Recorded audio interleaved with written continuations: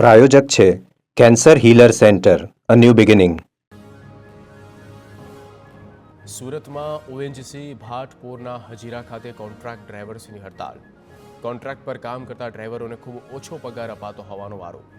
ડ્રાઈવરને કાયદેસર પગાર ₹32,000 થી ₹35,000 હોવાનો દાવો. કોન્ટ્રાક્ટરોને માત્ર ₹15,000 જ ચૂકવાતા હોવાનો આરોપ. કોન્ટ્રાક્ટર ઓએનજીસી પાસેથી પૂરો પગાર લઈ ડ્રાઈવરને અડધો જ ચૂકવતા હોવાનો આરોપ.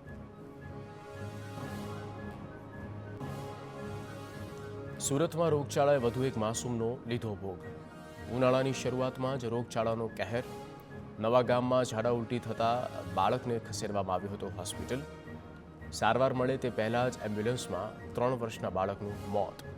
અચાનક ઝાડા ઉલટી થતાં બાળકની તબિયત લથડી હતી. બાળકના મોતથી શ્રમિક પરિવારમાં શોકનો માહોલ.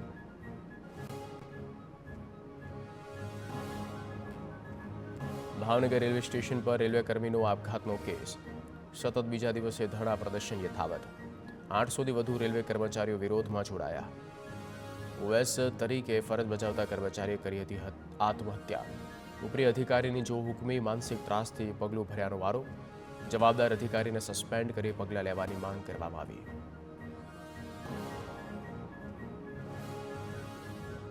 રાજકોટમાં પાટીદાર સગીને માર મારવા મુદ્દે આવતીકાલે ગોંડલ બંધનું એલાન. ગોંડલની સરખામણી મિર્ઝાપુર સાથે કરાતા સામાજિક અગ્રણી પરસોત્તમ પીપળિયા. ગોંડલમાં ગુંડાગીરીનો ઇતિહાસ જૂનો છે.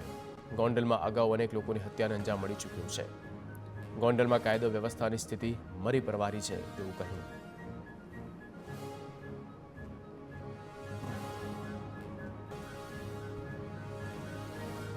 અમદાવાદની રબારી વસાહતોને કાયદેસર કરવા મહાનગરપાલિકામાં ઠરાવ કરવામાં આવ્યો. પ્રવર્તમાન જંત્રી રાખવા અથવા સરકારને જે નિર્ણય કરે તે માટે ઠરાવ મોકલાશે. વર્તમાન જંત્રીના 25% રાખવા સરકાર સમક્ષ મહાનગરપાલિકા ઠરાવ મોકલશે.